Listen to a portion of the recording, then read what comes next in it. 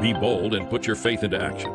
This is Faith into Action Podcast, where the guys bring you real, raw, relatable conversations about walking with God. They open up their lives, dive into Scripture, and discover how to actually live out what we read in the Bible. No cliches, no sugarcoating, just three friends, honest faith, and practical steps to put God's Word into motion. Now let's join Rick, Eric, and Jerry for this week. Yeah, There's death and then Rick right now. Yeah. We've been doing 16, 17-hour days. I mean, the rain did help yesterday, but, doing that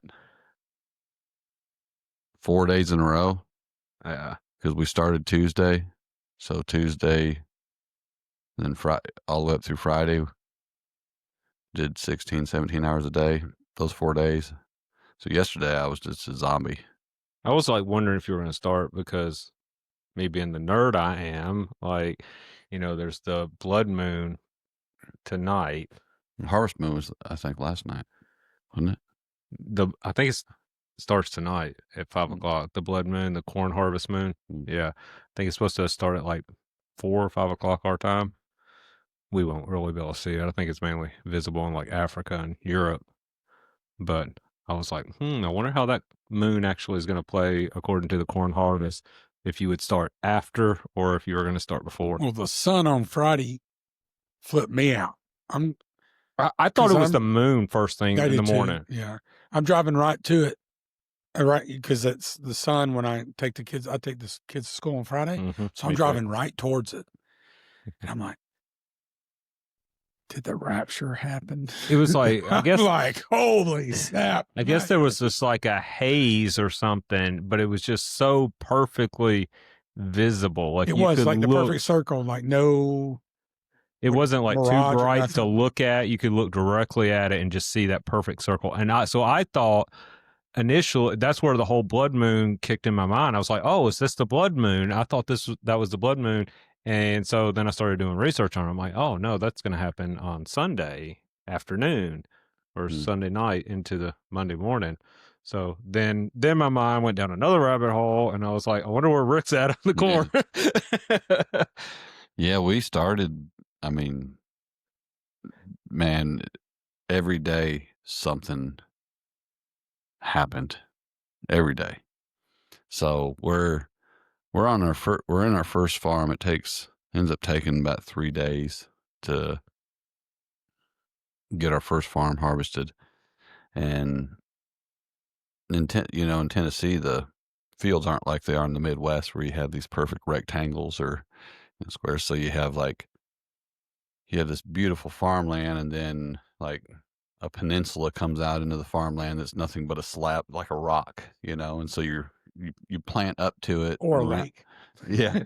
Right. In some cases. Yeah. So we're working our way across this field, and we have that peninsula, and that's right now, there's a tree line, and then that peninsula comes out, and our way toward that. And then on the other side of that peninsula, we have probably about it goes back over, our field goes back over that way. And so we have probably a football field size portion of the field over there. Well, when we're on our pass that takes us just past the tip of that peninsula, we're going through the center, kind of the center. So we have standing corn on both sides of the combine. So I just hang back. I'm running the grain wagon. I'm just hanging back, and I'm watching to see what he's going to do, what pattern he's going to take to get the other end of this field opened up.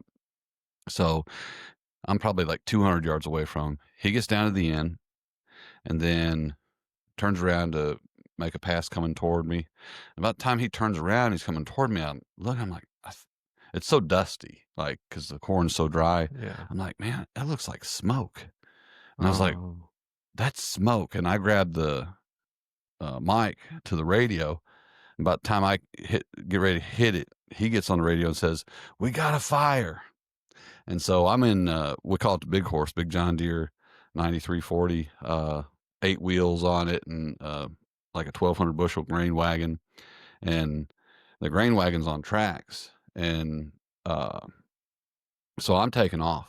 I'm heading toward it because, like, we got a fire extinguisher on the combine, fire extinguisher on the tractor, but this stuff is flaming, going quick. And this is just the chaff. It's not the stalks that are standing.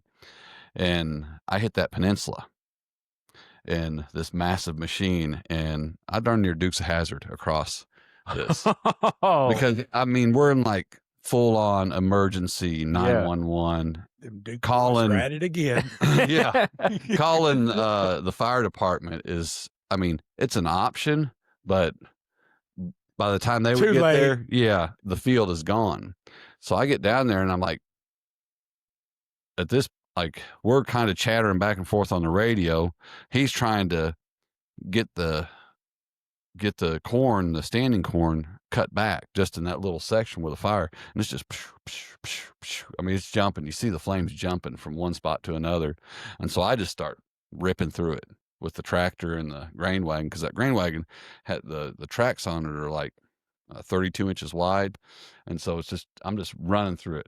And finally he gets it wide enough where I can start spinning donuts in this big rig, and just, I'm running over it. And finally we get it kind of like contained to where we need to get out and just do some stomping, you know? And, Where's Roscoe P. Coltrane when you need him? yeah, for real. So we're stomping out flames here and there, like little smokies is what I call them. And, he's like, all right, I think we got it. I said, I'm going to hang out right here. He's going to finish that little portion, you know, I was telling you about his left. He's going to finish that out. While I'm just kind of stomping out anywhere I see smoke start to pop up. Well, all of a sudden I hear him yell. The corn header is smoking and starting to flame up. Oh, goodness. And so that's when we get the fire extinguishers out, and I'm spraying it, jamming the hose up in the end of it, where, you know, when he was doing those passes trying to get the corn away, one of them corn stalks must have had some flame on it or something. And so I'm unhooking, I'm spraying it, unhooking the PTO shafts from the header, because we're trying to drop this header because we don't want that combine to catch on fire, because that's hundreds of thousands of dollars. A lot cheaper to replace the head than Yeah. the whole Yeah. combine. Well, it won't unhook. It's jammed up and won't unhook. And I feel pretty good about it. I got it doused out pretty good. He jumps back in the combine. He says, I'm going to head to the front, to the dirt, and get the header off. I said, okay. He takes off, and I'm like, I turn around, and the flames have popped back up in the field. And so I'm in scramble mode. I'm back there by myself. Now, to start with, it's just me and him, because his two boys that, you know, are part of the farm team, they're job foremans, and they have to work at their jobs because they have employees. So they got to be on their job sites through the day. So it's just me and him out there. And anyways, finally get the fires dapped out. I did break the tongue of the grain wagon trailer when I went full Dukes of Hazzard across the waterway deal there. But it got fixed. It wasn't a big deal. I snapped every bolt off the tongue of the trailer, but of the grain wagon. But like, that was, It was necessary. that was intense, like super intense. Cause we were like, I looked at Aaron and I was like, has that ever happened before? He says, never. He's been, you know, farming for like, since he was a kid, probably, you know, 40 some years. He's like, I've never had that happen. So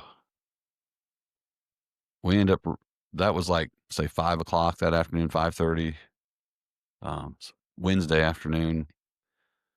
The backup team comes in, the boys get off work. And so I switch I'm starting to run the truck, and we run for like another 6-7 hours, up into the night. No issues.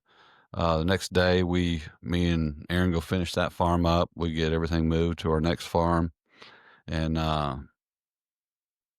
somebody brought us some lunch. We ate lunch, and we just grabbed our lunch and just got in the tractor and got in the combine. We took off. I was following him. He was making his first pass, and also we see a belt something start smoking. You could smell the rubber. So he stops, walk up there, and he gets back up in the combine. And I'm standing under the side of the combine watching up in here, because if you ever you guys get a chance, just Google a video or YouTube a video of all the moving parts of a combine, like all the belts and pulleys. It's just ridiculous, just everything it takes. Anyways, he gets up in there and he starts engaging it and disengaging it with the chopper and stuff.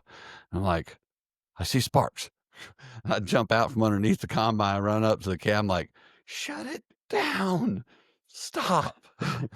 And I said, I'm seeing sparks coming from one of the pulleys. I can't tell which one it is, but I'm seeing sparks coming from one of the pulleys. And he ends up, he says, we're going to get out of the field right now. So we both U-turn, get out of the field. Gets over there. He's calling mechanics, to come out. I open up the side door, and about that time, one of his boys pull in, and Tanner's like, yep, well, I'm just going to state the obvious. And at this point, I hadn't even done any kind of diagnosis myself, like looking at it, but there was a bearing completely missing out of the tensioner pulley. This belt is like 3 or 4 inches wide. So it's a massive, like, system. Like the tensioner pulley, is that like what's in a serpentine belt system? Yeah, same idea. I don't even really know what that is. I just know that it exists. You sound really smart right now, It gives Eric. tension. It gives tension. So, long story short, we had, obviously been trying to diagnose what caused the fire the day before. And we thought maybe that the combine was doing a regen. Diesel's got this DEF system that's ridiculous. I won't even get into that.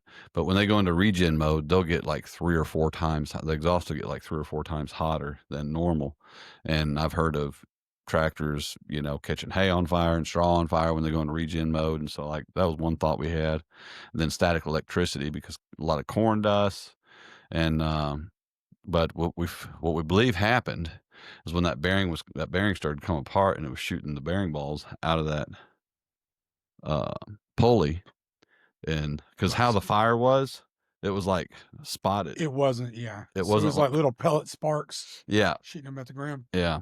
So, anyways, that was intense and exciting, and thankfully we didn't lose that field, because the corn is so dry right now that like the videos, if you've seen videos of like, wheat fields or corn fields catch fire, it's true how fast it because they just jump. The flames just jump. It's crazy. And the wind was blowing. It was intense. It was so dry going into Friday. I mean, it hadn't rained in a while. It hadn't rained on that farm. It had rained, in spots, this week, but that farm there, 0 rain, not a single drop of rain. And it was tense. But yeah, so got a story to tell from this harvest season already. That's already. There you go. Hopefully that's like the only one. Yeah. I mean, that was the first farm, like we still have, 1, 2, 3, 4, 5. We have 5 farms, with corn on them. So still got 4 to go. Yep. Yeah, buddy. Yeah. It's like that's how you ought to start out. Yeah. Right off the rip. Because that day, like, call me the fireman. our lowboy driver was running the semi for us. So, and then we had one of the other guys at the main farm unload the trucks. So John was just swapping trucks. He would go and drop the truck at the farm and jump in an empty truck and bring it back. So, like, man, the 3 of us had an awesome operation going. Like, we were killing it, super efficient. Y'all were on fire. We eventually, yes, we were on fire. And yeah, I'm glad no one got hurt, obviously, and no equipment got damaged, but that was just intense. But what was crazy is we ended up running for a total of another, like, almost 9 hours with that pulley in the shape that it was in. We're very fortunate that another fire didn't happen. So, right. Yeah, it's pretty cool. Pretty cool, but not cool, something like that. It's a great story to tell, but it was kind of sucked in the moment. Yeah. If the outcome hadn't been what it was, it wouldn't be cool. But since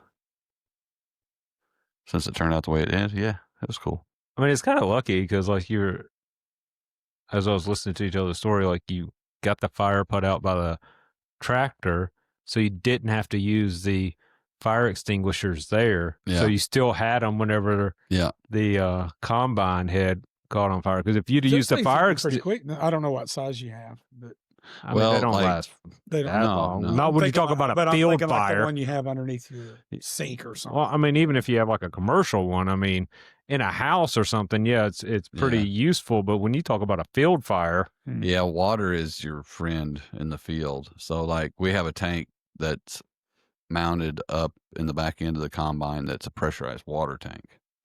That's like probably like a 15-gallon extinguisher, but it's filled up with water and then it's pressurized with an air compressor.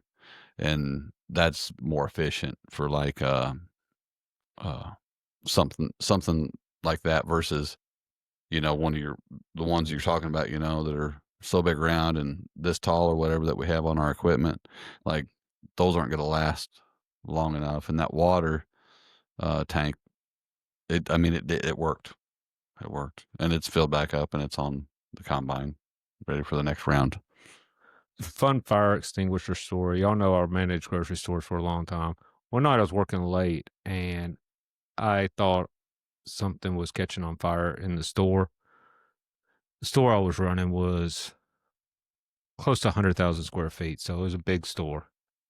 And I was up on the front and I saw all this smoke kind of about midway through the store, a little over, but at the back of the store. And I go back there and it's not smoke. A teenager grabbed one of my fire extinguishers and started like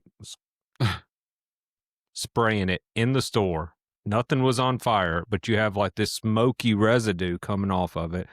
So, needless to say, it was in my paper towel aisle, and it took us a minute to figure out what it was because we go back there and like all the smoke dust is like settling down by the time we get there. But then you're walking through it and you're tracking your footsteps and everything. So it took us a minute to figure it out. But then we found the fire extinguisher kind of thrown into the paper towels. And needless to say, there was like that dust and residue over all that stuff. So then we had to clean off all the paper towels and everything. So it was a pain in the butt. But Did somebody get fired? I see a little pun in that. Fire. No, it wasn't one of my employees. It was a customer had came in, a kid, and taken it off the thing with a group of buddies and wanted to see what it did, I guess, more than anything. And they sprayed it, and then they pretty much took off running out of the front of the store, so they weren't even in the store by the time. Of course, at the moment, I'm thinking it's a fire or smoke, so I'm trying to deal with the situation. So by the time we figure it out, you go back and review video, but it's half an hour later, so he was long gone by then. But they put out a lot of smoke. Like it looks like smoke when you spray it. I guess contained inside a building. I want to shoot one of those. I have a little one or two under the sink. That would be fun. Like some old expired ones. Yeah. Because when you shoot like the great can of, the foam. Yeah. That's fun. That's nice. It's fun. Shot a golf ball yesterday. Did you? Yeah. Like while it was flying, or you just set up on a rifle. No, a shotgun. It's like a shotgun, like a shot put. That's fair. I was like, Jerry, from the hip with a revolver, like a 45 Colt. Bam. I got some golf balls. I'll get my pitching wedge out. We can kind of hit it up in the air and see if you can shoot it with a revolver. You could probably do it with a shotgun. I mean, it really would be like a shot put, like smaller target, but. Oh yeah, I talked about last week about the primers. Yeah, not shooting the bullets at bullets. Yeah. That was fun. Yeah. Anyway, so what distance did you shoot the golf ball at? Just 100. 100. What were you shooting it with? 6'5" Creedmoor. So It just disappeared. I was excited. So what'd you find in the golf ball? I mean, that's a good shot. If anybody knows shoot a golf ball at 100 yards, that's a good shot. But But they're a little over an inch in diameter. yeah, and yeah, I didn't even go look for it. I just didn't see it. I just like it was just not there. Hmm. Did you take Caleb shooting with you?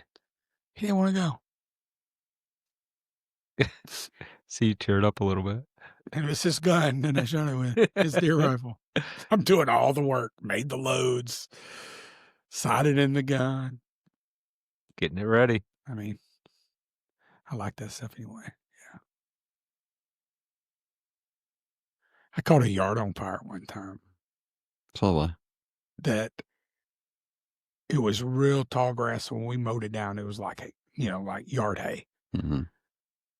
And just didn't even know it. It just started happened right in front of us, like right in front of one of my guys. By the time he called, it was like out and just continued to grow, and the wind was blowing. And look, I mean, we were freaking out. I mean, I imagine times, I don't know, 100, whatever y'all are going through, but it was a moment of, yeah, there was panic and urgency that, because I mean, I think the grain wagon was half loaded, so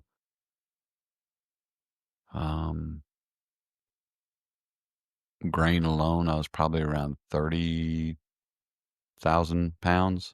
and you're smoking down through the And field. then you have the weight of the actual wagon, which is probably like another 10 or 12,000, if I was to guess, maybe 10,000.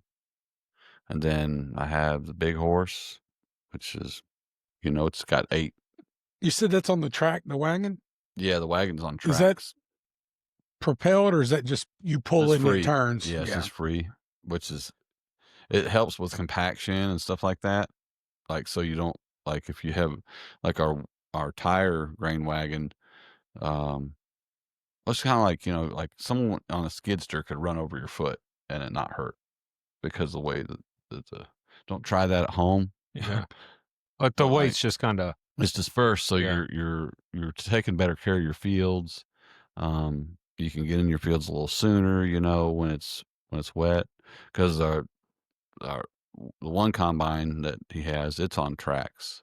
And the combine itself. The combine itself is on tracks too, so it just helps with compaction and just better care of your fields. Yeah. You don't have to worry about getting stuck or anything. Mm-hmm. Yeah. I mean, shouldn't. We haven't yet, so Right. we'll see what happens next week after we got this rain. We have one farm that likes to hold water in places that hold water underneath the ground, if that makes sense, like to where you don't know Until you're in it. Yeah. Yeah. So I buried the big horse last year or year before last, I think, in one of the farms. And I mean, this is a tractor. It's got tires on it. They're 7 foot tall. It's got 8 of them, That buried. and I buried it. When I stepped down into the ruts were like 4.5 feet deep. We call that wow. soft ground right there. Yeah. Some soft stuff. That's pretty amazing, though, in Rutherford County that you get that Yeah. deep in dirt. Yeah. Right. No. Anything else interesting for you this week? No, I had a good week, though. Nothing super. Everything's been smooth. No complaints. No exciting stories. I'm glad we saved all the excitement for Rick. Right. Yeah. I wish not that I'm on anybody, but Yes.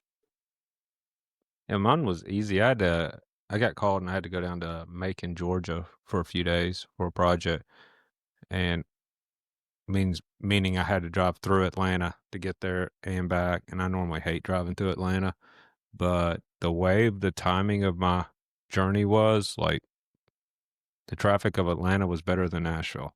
So, I mean, I had a smooth week.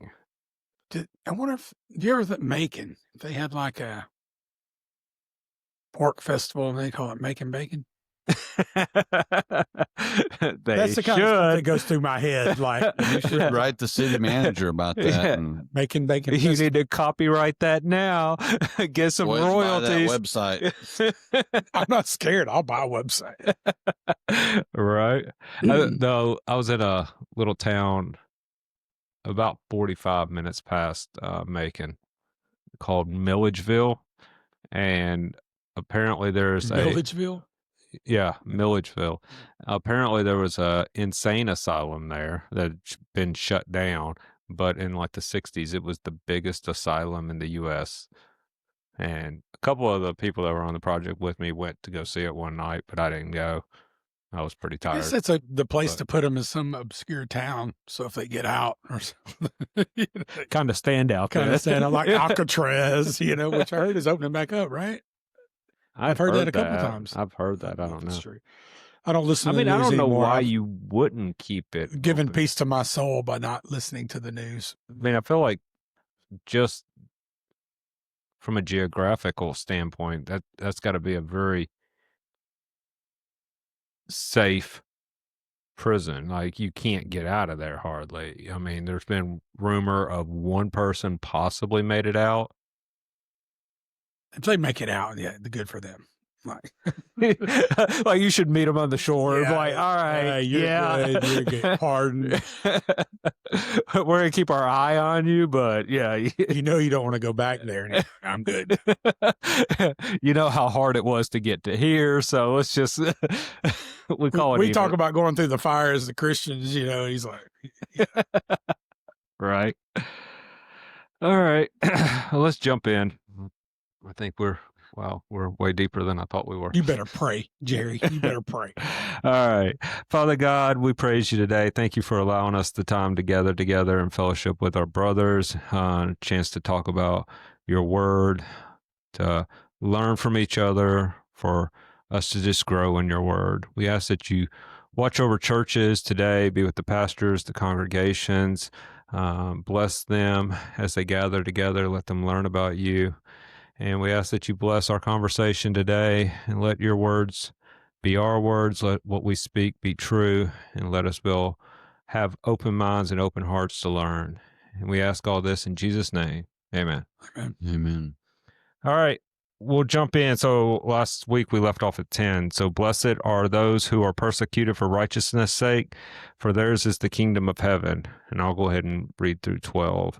11, blessed are you when others revile you and persecute you and utter all kinds of evil against you falsely on my account. Rejoice and be glad, for your reward is great in heaven, for so they persecuted the prophets who were before you. So last week you brought up the fact that in 10, he says, for theirs is the kingdom of heaven. And then it starts off in verse 3, for theirs is the kingdom of heaven. So you kind of left us with that thought last week. So I'll go ahead and tell you, I had like two different thought processes on this. One, a very analytical thought.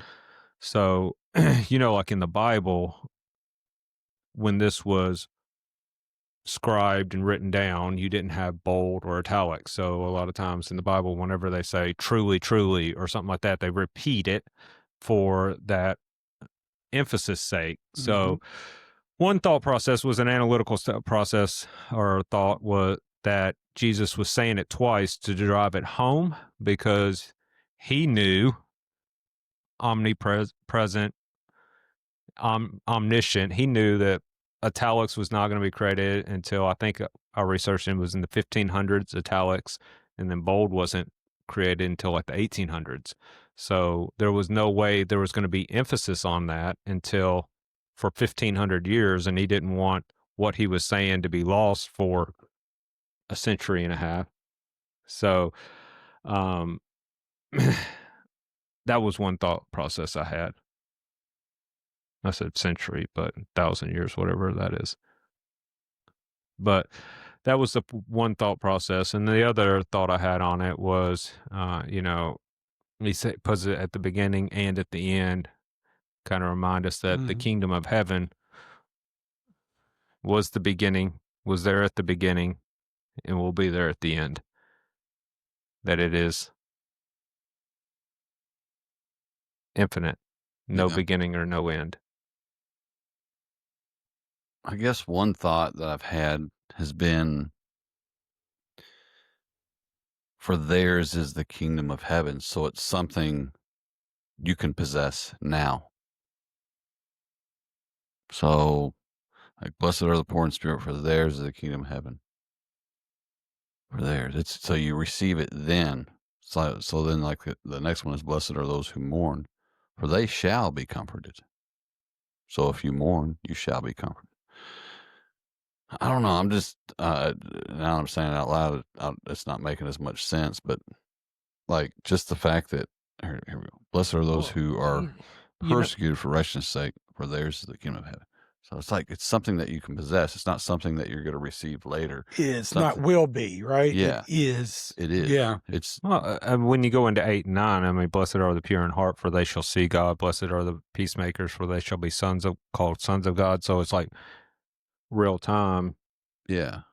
You're Well, it's like that process reveals the kingdom.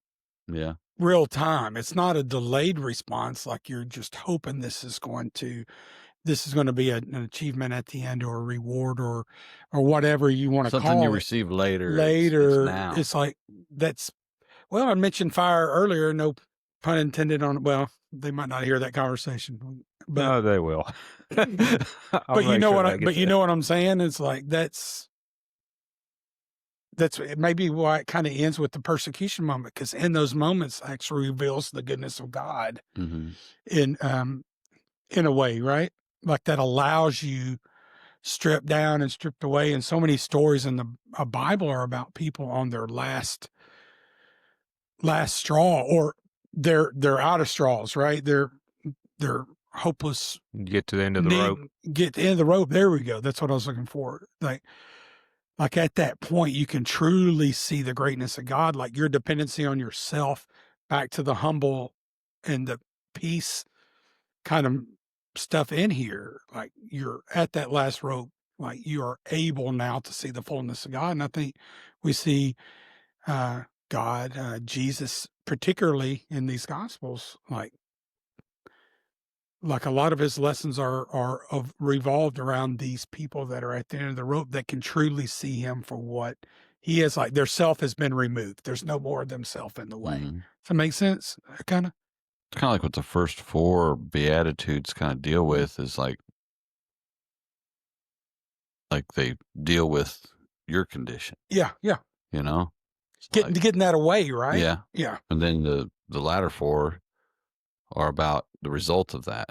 Like, well, if you realized your need for God, if you've mourned and you've been shown mercy, because you obtain mercy, and it's like, then you have this outward expression that takes place because of that, of becoming peacemakers, and having a hunger and a thirst for righteousness. Then in verse 10, blessed are those who are persecuted for righteousness' sake, for theirs is the kingdom of heaven. So it's like, it's just, I guess you said it simple for me, Eric, by like just saying, what's something that we can possess now? It's not something that's going to come later or when we get to heaven, but it's now. The kingdom of heaven is now, and I can possess that now because he says I can.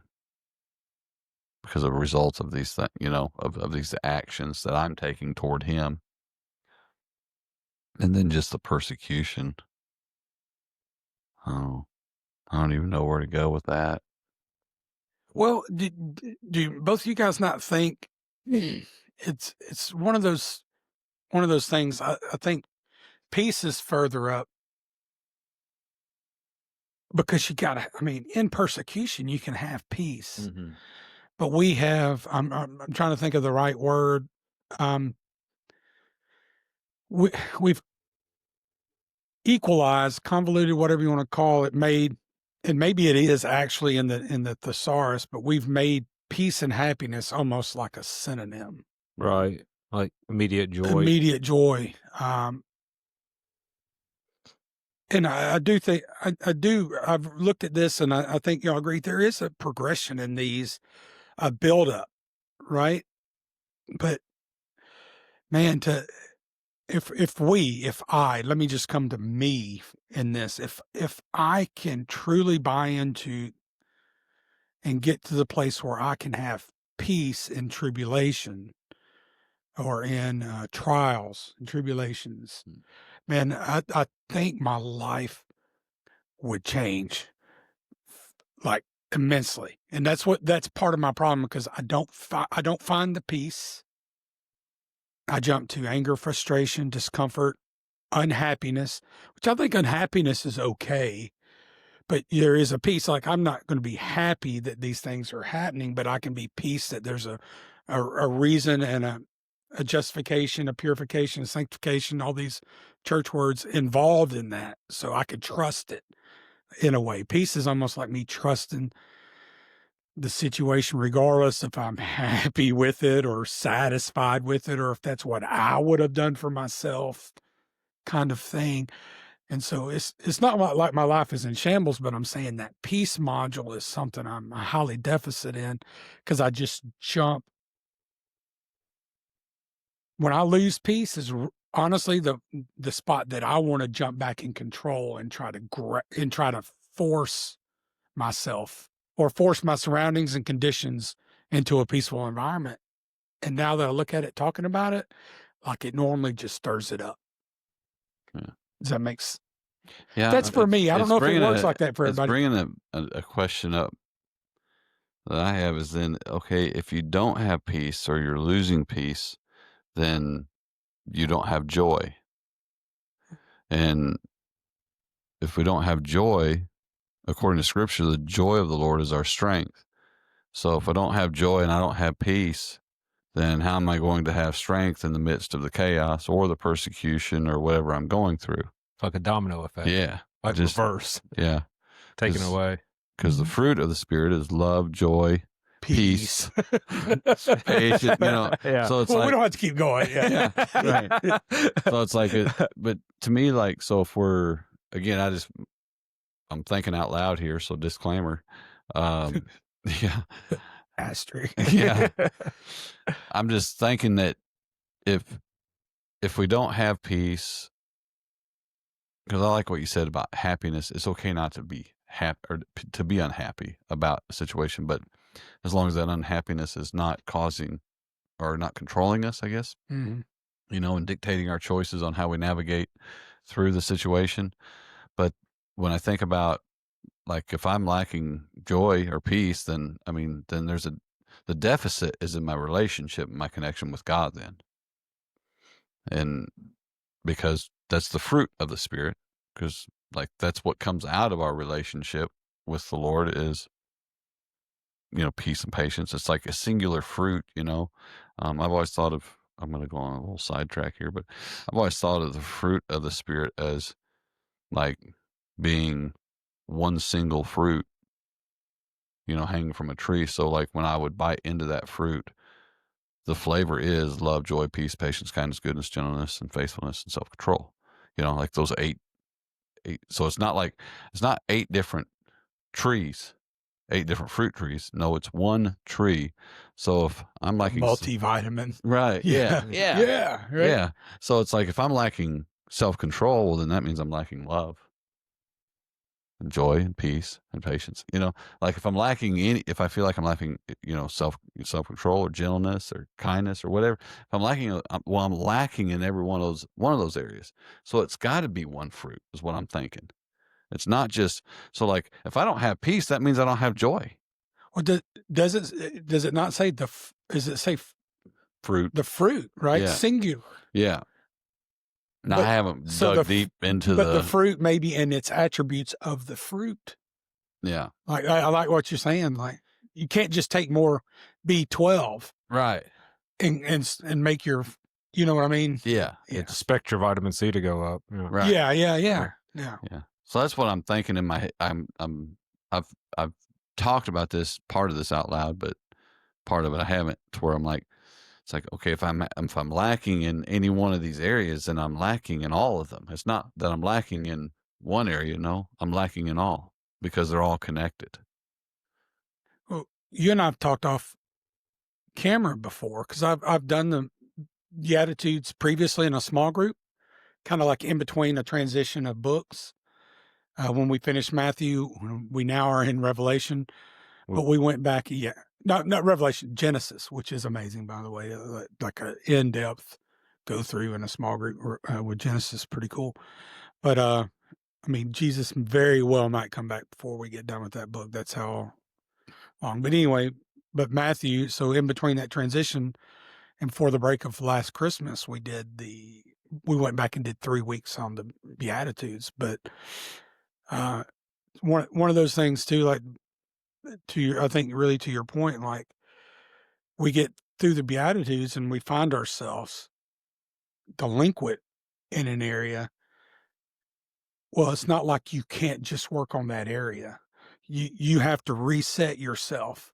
I said not like a full reset, but you have to go back, and where I often find myself having to go back to is like the very beginning. Yeah. Like 3, poor in spirit. Mm-hmm. All right, so where Realize your need for God. yeah, that humbleness, that poor in spirit, like that deficiency that I'm not 100%, in control kind of situation.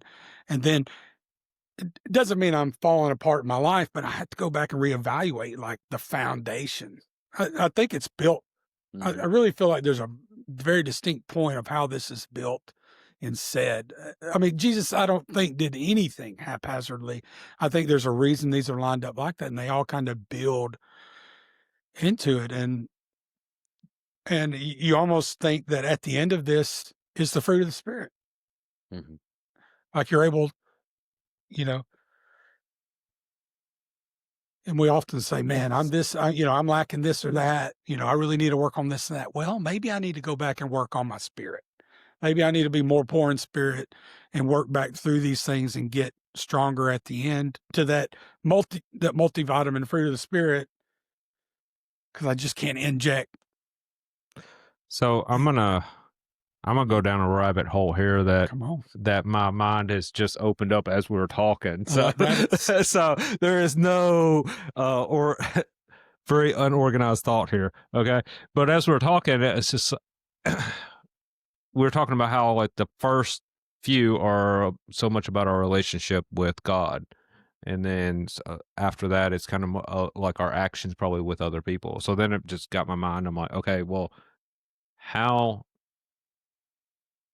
parallel aligned is that with the Ten Commandments? And I'd never thought about aligning the Beatitudes with the Ten Commandments, but the Ten Commandments, the first 4 are about our relationship with God, and the last 6 are about our relationship with each other. And then the Beatitudes, like there's 9 here that I count, rather than 10, but the first few is all about our relationship with God internally. And then there's a lot about how our actions will be with other people, very similarly aligned with the structure of the Ten Commandments. So then my mind keeps going, as always. And the first one being, blessed are the poor in spirit, for theirs is the kingdom of heaven. That takes you to a very humble spot to say, I need God. Mm-hmm. The first commandment, shall have no other gods before me. That it is full reliance with, it's very similarly aligned in the way it takes off. Who have you filled yourself with? Yeah. Who you're just filling like, yourself with. I never made this. Mm-hmm. It's good. But as you can take Jesus' word very well aligned to Exodus 20. So, I mean, the very beginning of the Bible, pretty much, second book, all the way to the beginning of his ministry. Yeah, it's the way of salvation. I mean, the Ten Commandments and shows like maybe it shows salvation, how we get, our salvation comes through the Lord. It shows us that our justification comes through the Lord, and it shows us sanctification, the growing, and the pruning process of what our life's going to look like, kind of, because of that first choice that we made. That's good. Good stuff. The other thought I had this week is on 10, it said, "Blessed are those who are persecuted for righteousness' sake." So then it made me think about righteousness. And then that got me thinking about Abraham. And why did God count him as righteous? For his faith. Mm-hmm. He's faithful. So when I'm thinking about 10, we're going to be persecuted for our faith. Mm-hmm. It's like this. I had this thought yesterday, maybe day before. I don't know. Everything kind of runs together right now. But it's all been it's like one big day for you this week. So it's like you have two different paths. In one path, you have a group of people who say they believe in God. And then the other path, you have a group of people who say not only do they believe in God, but they obey. They're obedient to him. And I'm thinking this side over here, the path is a little light, It's not as many people over here. Well, even over here, the demons believe. Yeah. Yeah. And so when I think of persecution, like the persecution that Jesus is talking about here, I don't think the people over here on this side, that say they believe in God are going to experience a whole lot of persecution. But the people over here who are obeying God and living out their faith, I think those are the ones that are going to experience the kind of persecution Jesus is talking about. I'm gonna not think that weak side, I say weak side, just the believing side is really tricked themselves to what persecution is. Oh yeah, dude. Like, especially in America. And especially in America, like, oh my, my car broke.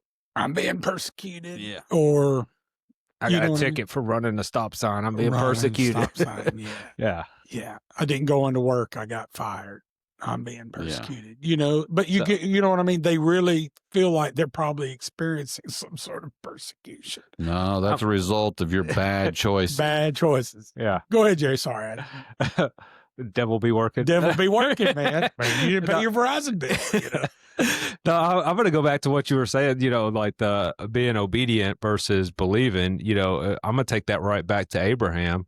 So whenever God said go, Abram went. Yeah. He was obedient. And then we'll tie it back into what I said. He was counted righteous for his faith. Yeah. Then we're going to throw it right back into James, faith and works. There is something tied together between faith and works. It isn't just, I believe that God exists.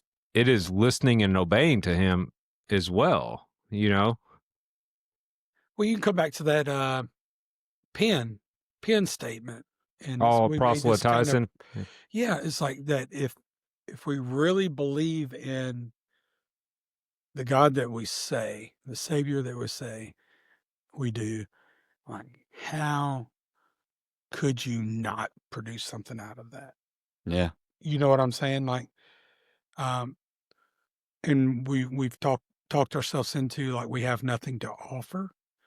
Our bodies are old, they're feeble. I'm not smart in any kind of area, or smart trained or whatever. Like, we'll get trained. Yeah, get trained. Or we're talking about. We'll come back to James. We have this right here. Yeah.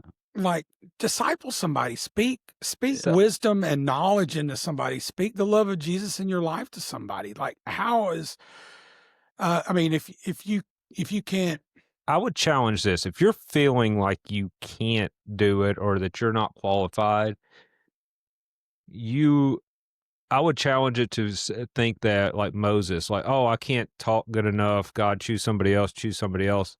God's already chosen you. If you're feeling that way, then God's already calling you to something. And with 8 billion people on this planet, he has plenty of options. Yeah. So he's chosen you for something.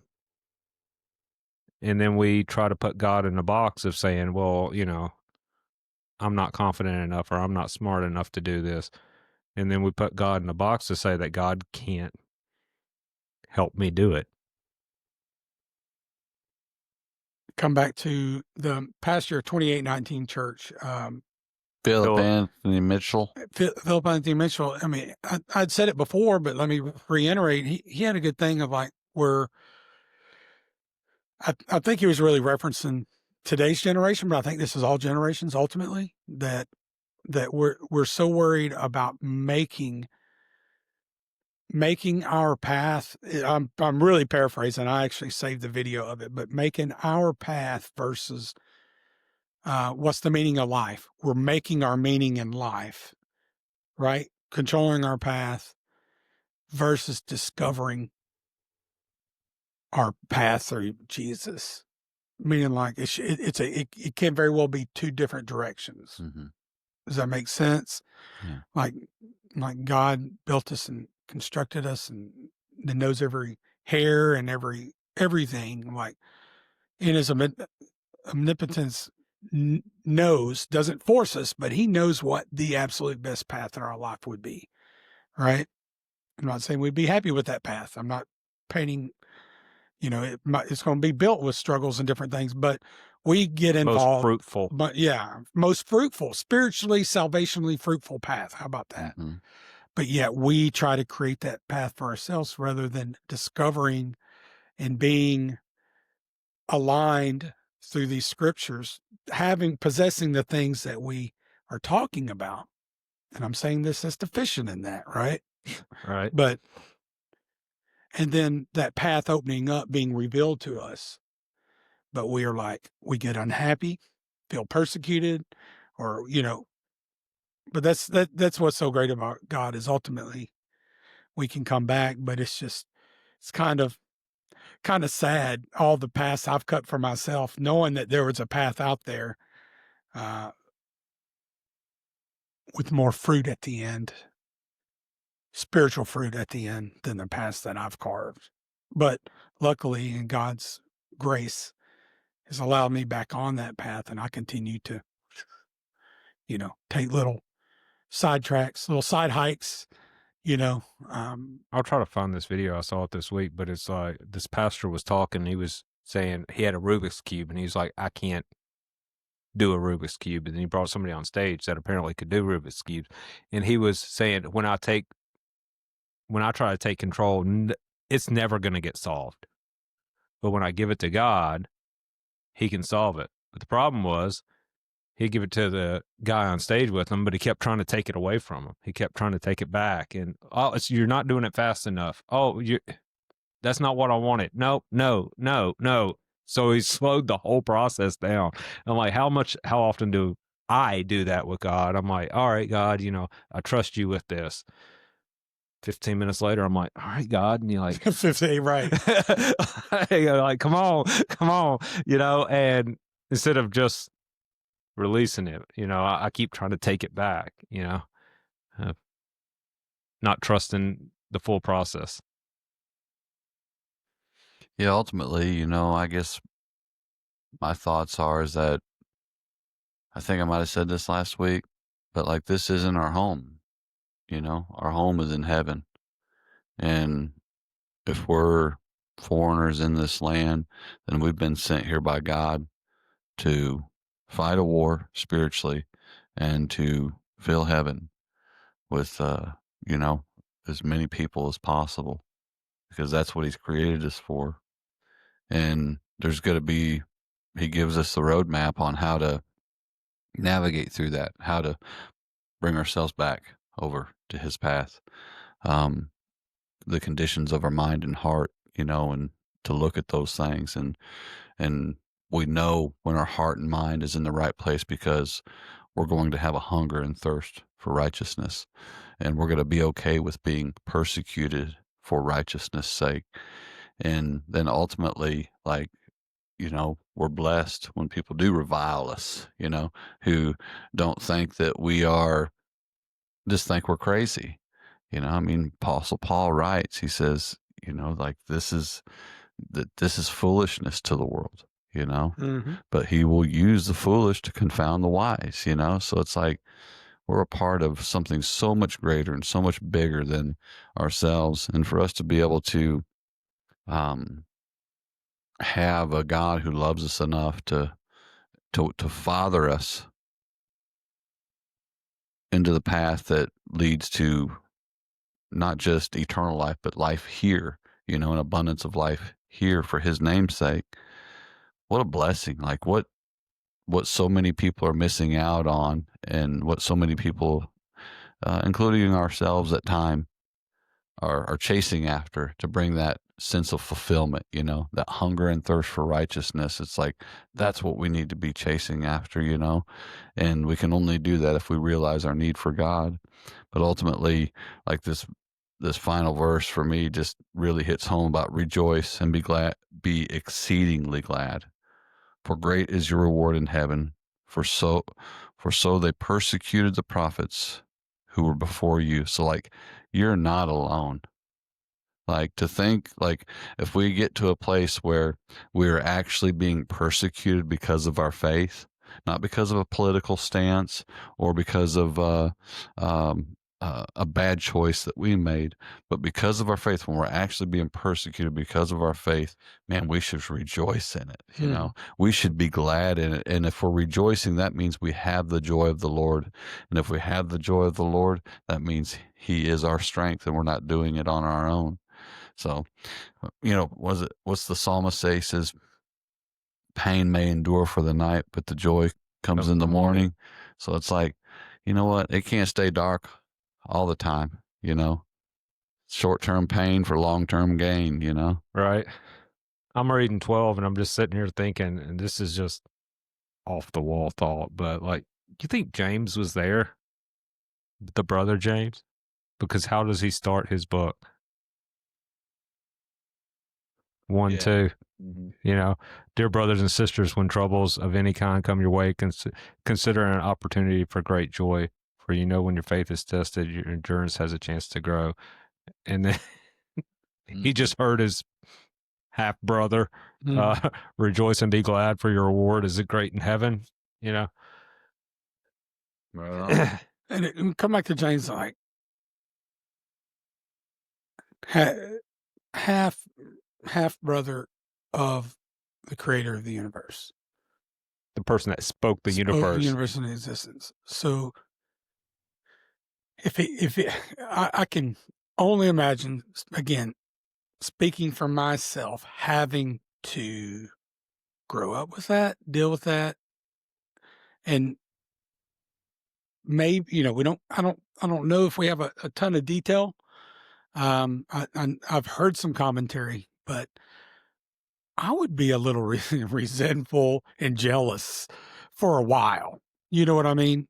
Because it's not like, you know, it's not like I'm making some assumptions, but not like they stopped with having Jesus and then 10 years later had another child, and you know what I mean? They probably had to be close in age. Yeah, you would think within a, you know, like most families, you know, so they grew up especially in that culture, time. probably, yeah. In that time. But he got around to it is what I'm saying is like, I give him a lot of credit and listen a lot what he's saying, because I'm thinking from myself position, man, that's a tough, stinking, even though it seems easy and counterintuitive maybe, but man, that's a hard pill to swallow, like almost as a sibling. And I know my sister's watching, she's dealing with the similar kind of things with me. You know, it's just hard having a brother like me, but we have fun banter with each other. Me and my sister do the same. Yeah, but I'd say, Jeannie, be sure to watch this episode. Love you, sis. Yeah. But I'm saying, like, he got it though. He did. He got it. Probably in all those moments, and I don't know, maybe not. Maybe he didn't have any of that stuff, but I'm just thinking, Jesus again. not like in hate, but just like in, from a Like- sibling rivalry kind of thing. Almost like an eye roll. Not like I hate you, 'Cause but and we are talking about the king of the end of years, but I humbly believe that they lived a very very natural life given the circumstances of having the son, the savior of the world in your household. But they were, he was human. The family was human. You know what I mean? So I feel like they had human circumstances that they and specifically Jesus dealt with in the best possible way, or the best possible way, non-sinful way, right? But it had to be tough on everybody else, is what I'm thinking. But James came around and he's speaking about all the things I assume that he had to overcome in his own personal life. That would have been, I think, easily natural things to fall into. real life Real growth, right? life, real life problems, Yeah. real life circumstances. All right, guys, we're at an hour already. It flew by this week, but Yeah, I I loved need to it. get to church. I love that. Just this Happy was anniversary, Lauren. That- 12 years today. Happy great. anniversary. Awesome. If you ask her, she will Congratulations. say 12 years of absolute happiness and bliss. Count it pure joy. Count it pure joy, baby. Oh goodness. All right. Well, I think I'd like to go into 13 through 16. It's not very humble, though. Yeah. Let me reboot myself back down the line. I'd like to go into 13 through 16 next week, Salt and Light, and just talk about that. So, anybody got anything to wrap up for the week? I said my piece, Eric? I think. Oh, peace. Peace. It just reminds me I got work to do. Right. All right. Well, thanks for joining us. We appreciate it. As always, we hope y'all have a great week. God bless. Be bold. You do your head nod? Thanks for joining us today. If today's conversation encouraged you or strengthened your walk with Christ, we'd love for you to share it with a friend. So together, we can spread the hope and truth of God's Word even further. You can find us on YouTube, Spotify, and Apple Podcasts. Just search Faith into Action Podcast. Don't forget to subscribe and click the bell so you never miss a new episode. We hope you have a great week. God bless and be bold.